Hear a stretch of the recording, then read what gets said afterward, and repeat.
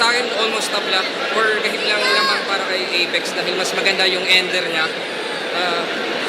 Round 2, slow start para kay Sinyo sa setup. Pero yung stronger half, sobrang lakas. Saka yung angulo, napakalakas.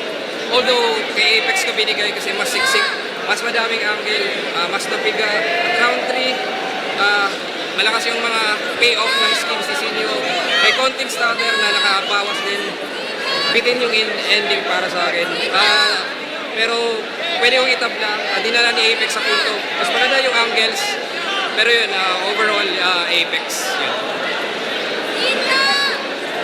Up guys, Apex versus Sinyo. Ang binoto ko si Shay. Ang binoto ko, sa laban, match winner ay si Apex. Round 1, binigay ko kay Apex.